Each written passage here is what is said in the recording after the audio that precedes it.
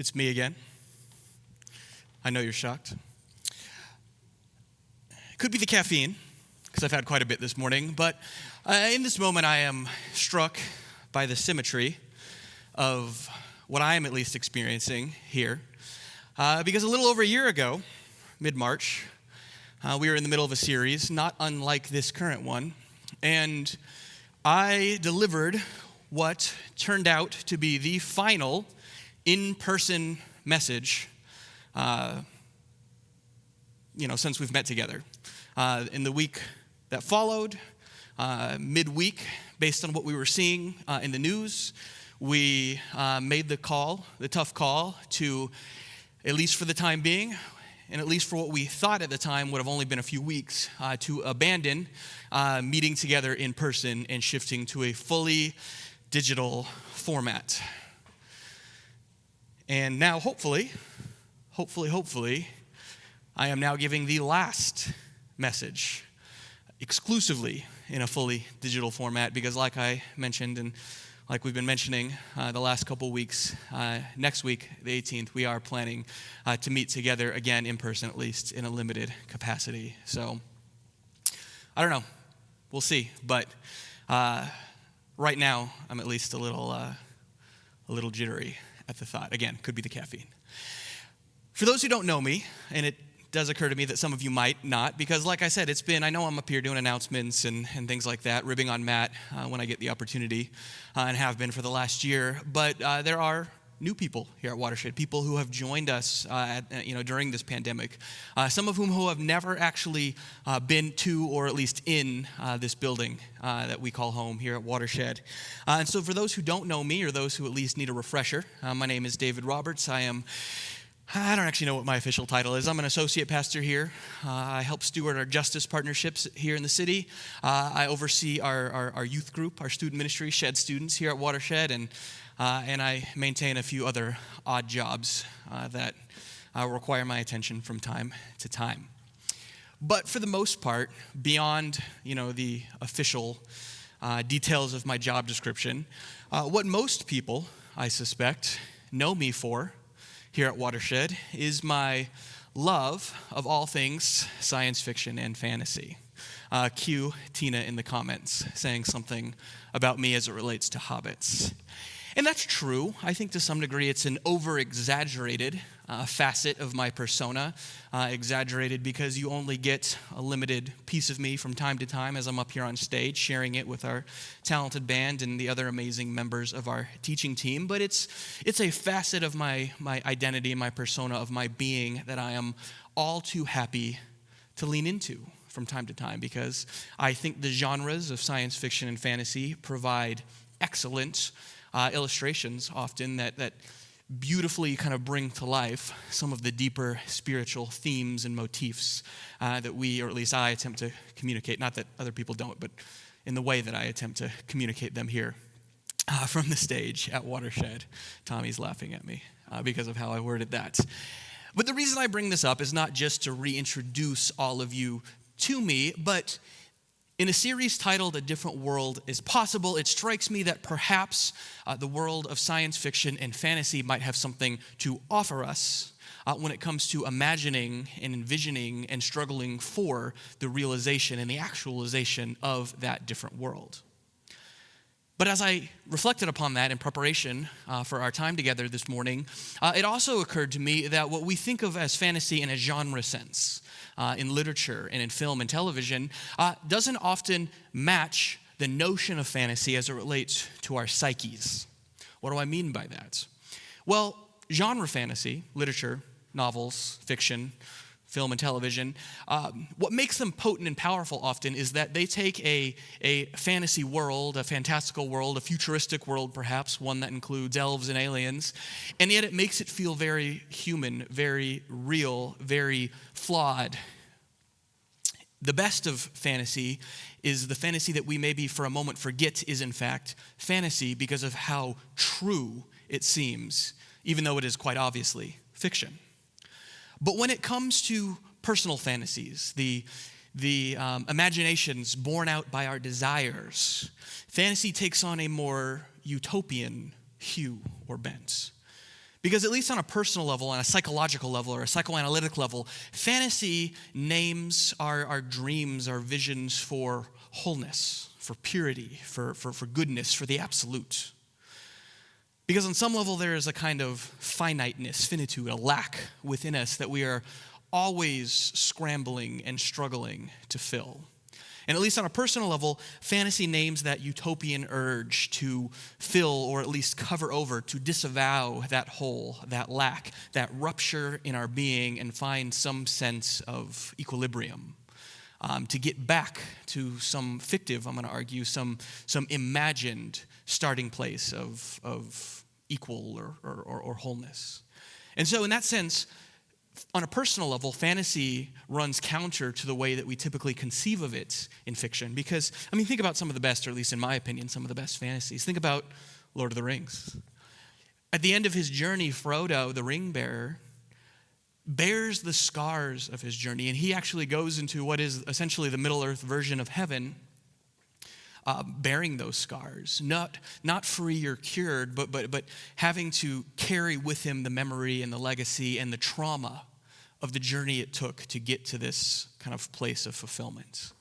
Or in Star Wars, Luke Skywalker finishes the hero's journey. More on that in a few weeks. But he finishes the hero's journey, and then the next time we find him decades later, he is a cynical recluse, having exiled himself onto a distant planet, hoping to live out his last days, not in peace, but in torment. And so in so many ways, whereas genre fantasy, once again, matches our experience of the world, our personal fantasies are an attempt to flee from it, to cover over it, to disavow it. So how does that factor into our attempts to imagine that a different world is possible? Not just imagine it, but struggle together to achieve it. Well, first I want to make some suggestions about what it must not mean, or what we should perhaps not do in our attempt to both imagine and realize this new world. The first thing that I think we need to abandon, and I'll be unpacking this for the rest of our time together, so buckle up. But the first thing that I think we need to some degree abandon is this notion of utopia. Lean into the fact that these pursuits of wholeness may in fact be in vain, and they actually may cause more harm to ourselves and others than good. And a great illustration, at least on a personal level, that I think of this is the Enneagram. And if you're not familiar with it, don't worry, I'll have other examples. But I know many of you are, and so I think this is a potent one. For me, the Enneagram does not tell us how to achieve wholeness, but it unmasks the fundamental fantasy that we imagine and pursue, thinking that it will, in fact, bring us wholeness. See, I'm an Enneagram 5, and so my fundamental fantasy is that at some point I may, in fact, achieve enough competency, enough knowledge, enough information to make myself secure in the world.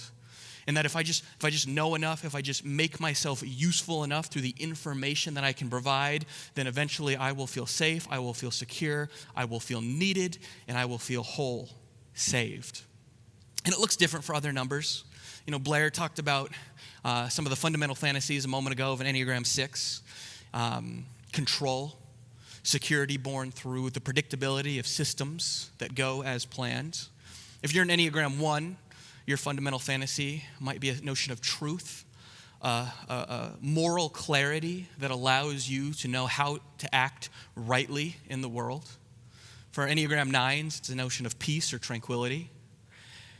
And so the value of the Enneagram for me is not in giving us some sort of pathway or formula or system by which we can then achieve these fundamental fantasies, but rather it's unmasking the idol that we project onto ourselves and onto the world that we need to die to in order to make peace with the sort of rupture or not at oneness that is latent with our identity, it's latent with being human, just inherent to our mere humanity. But y'all, we don't just do this fantasy thing on an individual level. We do it on a societal level. Our very economic system, capitalism, it's like the air we breathe or the water we swim in. And yet, it is premised upon this notion of fantasy and desire, this belief, this lie, this fiction that if we can just consume enough, acquire enough, accumulate enough, that we will in fact be whole. Now, of course, this never works. If you have experienced buyer's remorse in your life, you know that, or if you look at any number of tragic celebrity stories wherein fame and riches ultimately did not satisfy, then you know what I'm saying to be true, but that is what our entire way of life is built on, and it leads to all forms and numbers of exploitation. And when that fiction does begin to crumble at the seams, then we create new utopian fantasies in order to justify our continued allegiance and submission to this system. Racism fall under this category. Because when the system of exploitation is no longer satisfying in the way that it promises, then we need to identify a scapegoat. We need to find a narrative, a reason, a group, an individual to blame as the obstacle, as the reason that this fantasy, this utopian desire of ours is not ultimately securing and saving us. And so what do? We create these objectified, pathologized notions of identity. We blame it on them, the other, their laziness. And don't miss the inherent contradictions of these stereotypes and these generalizations, because at the same time that we're maybe pointing to one racialized group of people and saying that the reason that I am not able to achieve the wholeness that this way of life has promised me is, or the reason that they are not is because of some pathology in them, we then also take that same group of people, and this would work for the way that blackness or that brownness has been pathologized in our country. We also then look at that same group of people and say, oh, well, they're getting in the way. They're taking my job, or they're taking the thing that is rightfully mine, that I have earned, and that is going to bring me wholeness. And so obviously there's a contradiction in that narrative, but our fantasy doesn't care about that. It just wants us to not pay attention to what's actually going on. It wants us to continue to obsessively, pathologically pursue this notion of wholeness, of security, of salvation, scapegoating whatever or whoever we need to in order to achieve it. And so both on an individual and a societal level, there is this sense in which this notion of fantasy, this notion of utopia, this notion of wholeness, completeness, of good, that we are so desperate to pursue because we are so convinced that it is the thing that is going to make us feel safe and secure in the world, is precisely the thing that buffers us and pits us against one another. And so if we're going to try to imagine and struggle for a world that doesn't fall into this trap, that doesn't fall into this loop of both imagining that there is some wholeness that we are owed or that we need, and then pathologizing those who we imagine are getting in the way of it, then what does it look like? Because, like I said before, on some level, with the Enneagram example, this is almost hardwired into our very being, and with the examples of kind of the systems that structure our world, it seems to also be hardwired into our society. So what does this look like? How do we escape this? How do we get around it? Or maybe more accurately, how do we go through it and come out the other side? Well, this is a sermon at a church, if you can call us that. Wink, wink, Tommy. But so in that sense, perhaps we should turn to the Bible, and that's exactly what I'm going to do. Not literally. I'm not going to actually open one, but I'm going to describe, hopefully in vivid detail, two very well-known passages within the Bible. The first takes us all the way back to the beginning. Not quite to the beginning, 3 chapters into the beginning, Genesis 3.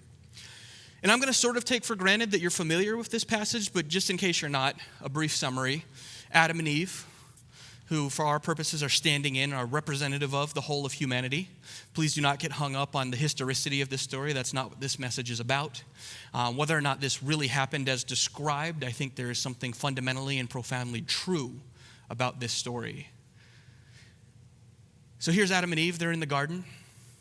Almost the prototypical notion of wholeness or fulfillment. But I want you to notice something right off the bat.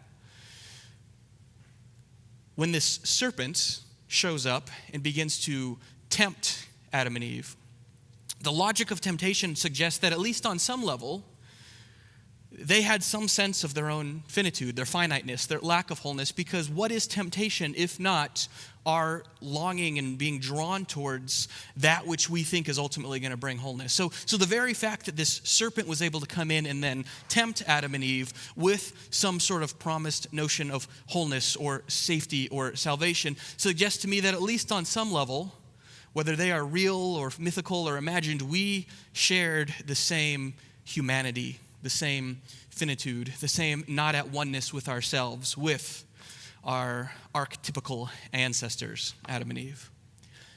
And so here they are, in all of their lack in humanity, being tempted by this talking snake. And what does the serpent tempt them with?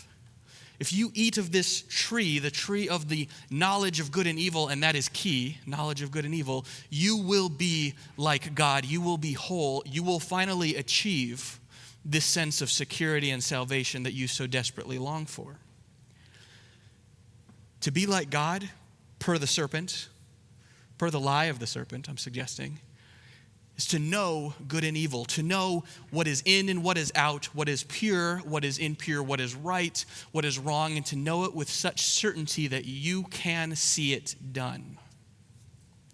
And so in this sense, what is, for our purposes, what is original sin, if not the very development and formation of these fundamental fantasies that we pursue so desperately that we are willing to scapegoat as evil any and all that gets in our way?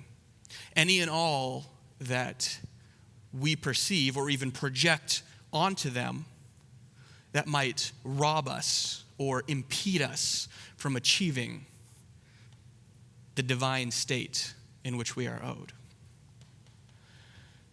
We've built our entire civilization on this fundamental lie, that if only we gather the right people into this space and exclude or scapegoat the wrong people or the wrong ideas or the wrong way of being in the world out here, out of the garden, out of the inner circle, then finally, truly, we will have arrived at our inherent and owed divinity.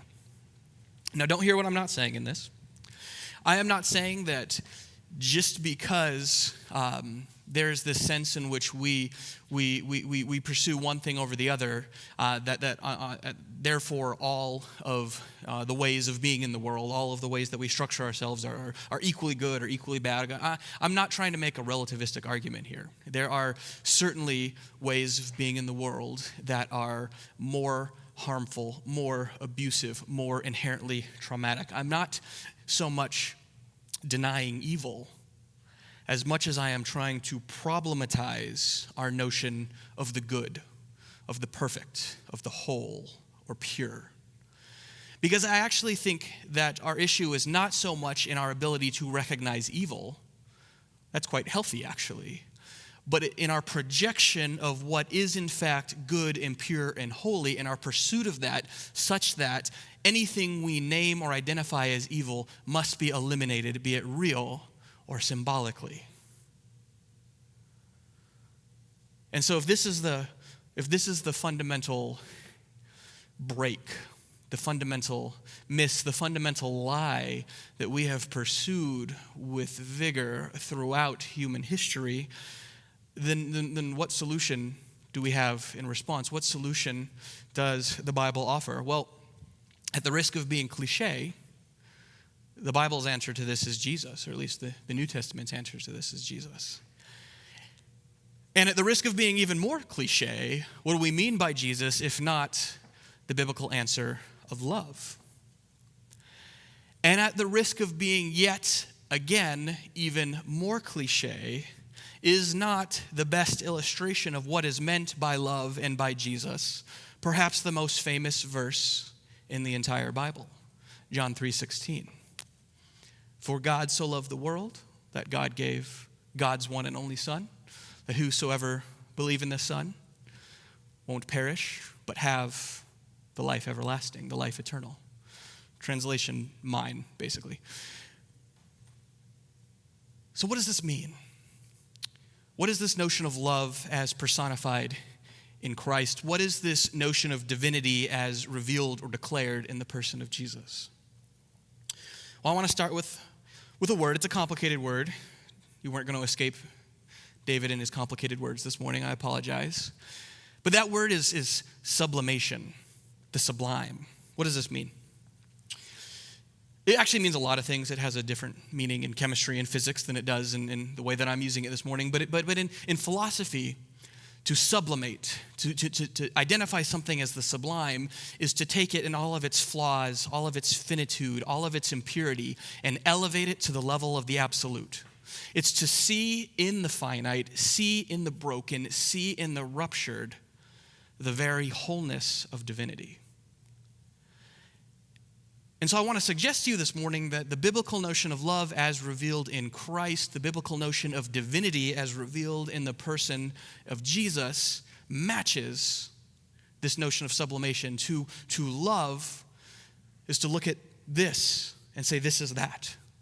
Because what desire does, what fantasy does, is to say, this is not that. This thing that I have achieved, this thing that I am pursuing, when I finally get it, it is not that which will make me whole. And so the cycle begins anew, and in our frustration, we look for people or systems or things to blame. And just to be clear, that doesn't mean that there often aren't people or systems to blame for abuse and for trauma. I'm not saying that.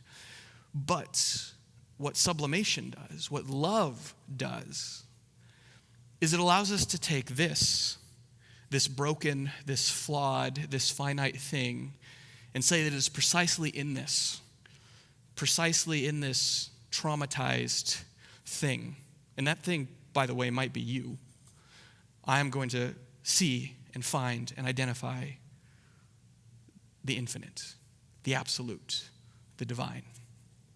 So what does this look like? Well, the Apostle Paul is quite insistent throughout most of the rest of the New Testament that God has revealed God's self. God has described God's self in the person of Jesus, and most crucially in the person of Jesus as revealed in the crucifixion on the cross.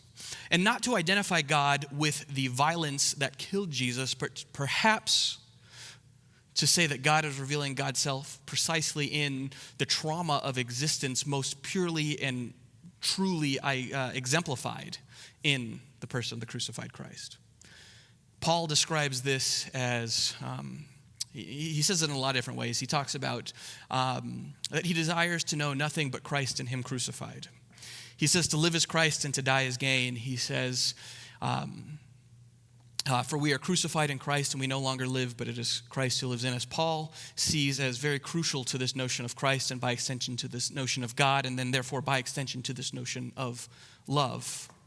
Paul sees Christ on the cross. And so on some level, this scandalously scrambles the way that we imagine divinity, the way that we imagine reconciliation, the way that we imagine our own security, because paradoxically speaking, to be loved, to experience, to encounter the divine is to come face to face with the very trauma of our humanity, with the very trauma of our existence, of the flawed and finite ways that we present and arrive and exist within the world, and that to encounter the divine is to trust and believe and put faith in that this very vulnerability, this very trauma, this very brokenness is, in the estimation of God, elevated to the level of the absolute, to the infinite, to the divine. And that's my contention for you this morning. So what does that look like practically? Well, first, we have to answer the question, I think, what does this mean we have to abandon? And so the first thing I want us to abandon is this notion of the good. And now there's some semantics here. Tommy and I were actually talking about it this morning. What I mean by good is this notion of perfection, this notion of purity, this notion of utopia, this notion of wholeness that we so desperately pursue at the expense of ourselves and more often others. Because if we allow ourselves to be made vulnerable in the vulnerability that quite frankly is already inherent to our very finiteness, to our very humanity, if we allow ourselves to lean into that of vulnerability, then my contention to you this morning is that is where we are actually, kind of paradoxically speaking, most secure in God. And what does that look like? Being made vulnerable in ourselves frees us. It frees us of the way that we buffer ourselves over and against each other. It frees us for genuine solidarity.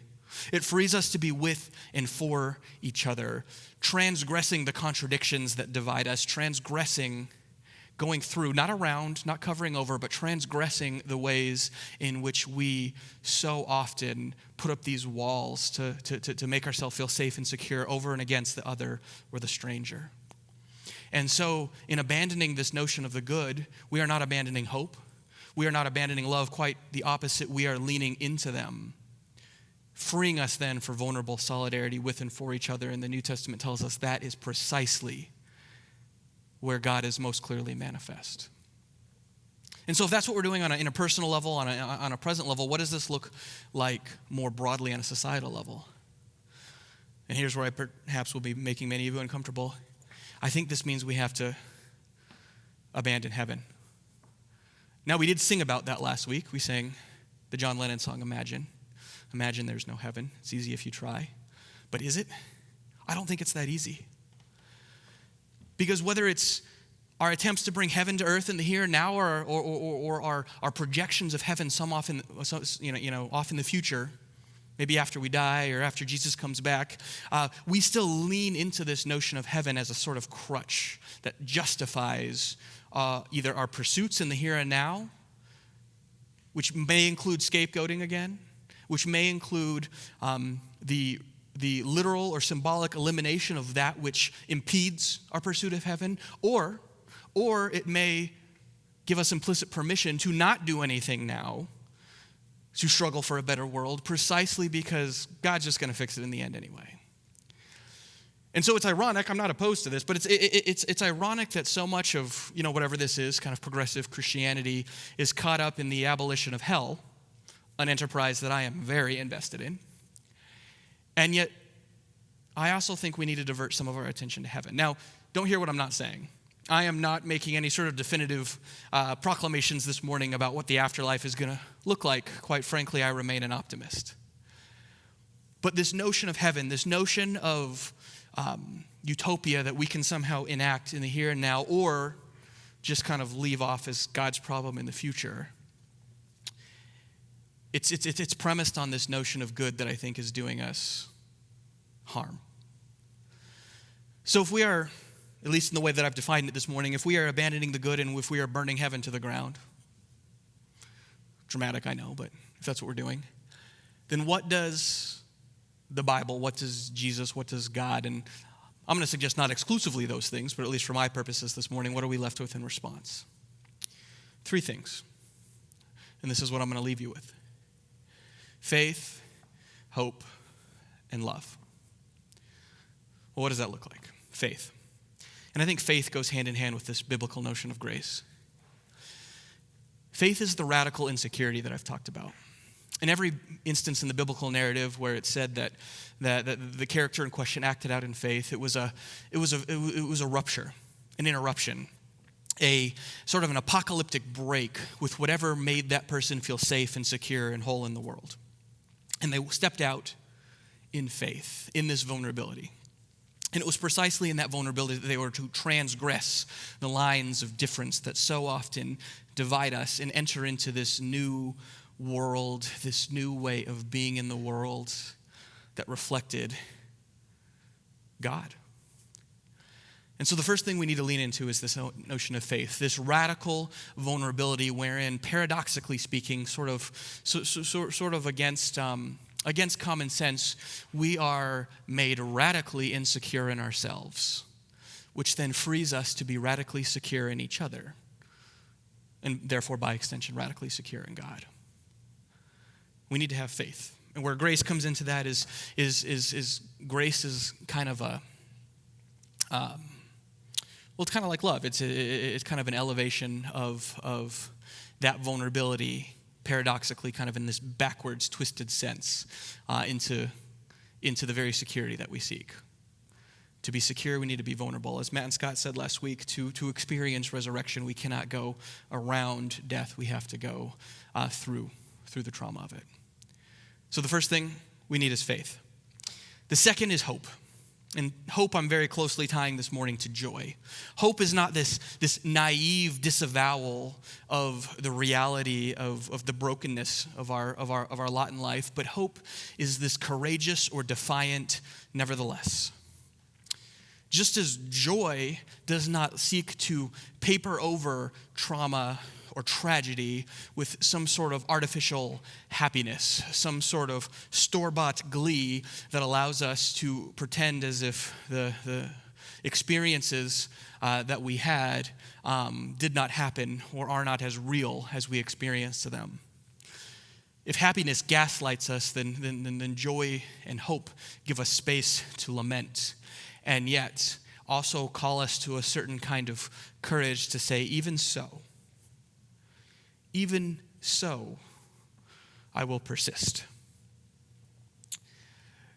Two of my favorite movies of all time, I think, capture this beautifully. One, The Eternal Sunshine of the Spotless Mind, wherein, to spoil it because it's been out for 2 decades and you had your chance, wherein the two protagonists, the main couple in the story, played by Jim Carrey and Kate Winslet, they are together for some time, and because of their tics and flaws and traumas, they inevitably break up. And the breakup is so traumatic for them that they pursue this fictive technology wherein they are able to erase themselves from each other's memories. And then, as serendipity or fate would have it, they, completely oblivious of this past experience with each other, find each other again and begin to fall in love. Well, for the purpose of the movie, they then become aware after this, after they begin to fall in love again, they realize that they did in fact have a prior relationship, and it ended tragically. It ended basically as a train wreck, and for all intents and purposes, that failure is once again inevitable.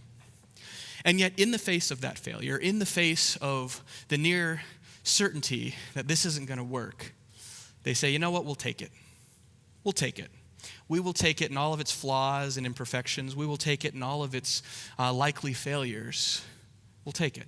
They say, yeah, even so. Even so, because on some level there is a sense, there is a hope, there is a belief and a joy in the fact that it is in failure that new possibility is born. And that failure is not so much an obstacle to possibility, but the very ingredients of it. That's what I mean by hope. So if faith is the thing that makes us vulnerable in ourselves, thus freeing us to be with and for one another, and hope is the thing that allows us to find the nevertheless of possibility at the very site and foundation of our failures and flaws, then the final ingredient of this different world, of course, then is love. And this takes us back to that notion of sublimation that I was talking about before. I don't know exactly what this is going to look like. I'm not here to give us some sort of formula for what this struggle is going to mean, but I think this idea of love, I think this biblical notion, this Christ-like notion of finding the infinite, finding the absolute, finding the divine, not at the expense, not at the filling, not at the papering over of all of our flaws and imperfections, but precisely in and through them, offers us something, Again, it's not going to be a formula. Formulas are precisely the thing that I'm saying we need to avoid, because formulas are the thing that we are going to be convinced are going to make us whole. Love is messier than that. Love is more meandering than that. Love is more unstable than that. Love doesn't give us that kind of guarantee. Love is more of a summons, an invitation, a mandate, to see in the very authenticity that we bring to one another in our vulnerability, to see in those flaws, to see in those imperfections, to see in those ways in which the pieces don't quite fit like a puzzle, but if we step back and look at it in the right light, it maybe comes together like a beautiful mosaic. Love is the thing that sets us free. Be free in our humanity, free in our finitude, free in all of our flaws and imperfections, not free to not struggle forward, not free to just accept the mediocrity of status quo and the trauma and the oppression that it scapegoats and puts upon the most vulnerable and the most marginalized, not free to live in that world, but free precisely in the opposite way, free to struggle against that, to resist it in solidarity with one another, free to imagine not a utopia, but something else entirely, something that is so alien, so foreign to our present way of being and imagining the world, The only way that we can describe it is as a kind of new creation. But not a new creation that disavows and papers over or paints over and pretends that this old world that is passing away didn't happen, but one that leaves us free to both celebrate and lament the very finitude and flawed nature of that which is passing away, precisely because it gives us the ingredients of possibility to make something new. So that's where I'll leave you, with the words of the seminal sage and philosopher Buzz Lightyear. To achieve this different world, to struggle together for it, to imagine that this different world is in fact possible today, we have to go, again, I'm going to amend Buzz here a little bit, not to infinity and beyond, but through infinity and beyond. Because beyond this biblical notion of the infinite and through it is a genuine encounter and an experience with our trauma, with the ways that we have hurt and exploited one another. It's not a reconciliation of, but a reconciliation with the ways that we have created hell for each other. And it's precisely in that being with that we are then made free to make reparation, both personally and systemically, for the ways that we've hurt each other. And so what I want to leave you with today is through infinity and beyond, through love, through all of our impurity, all of our profanity, all of our brokenness, with, for, and through one another. Watershed, I'm really excited to see you all next week in person. Grace and peace.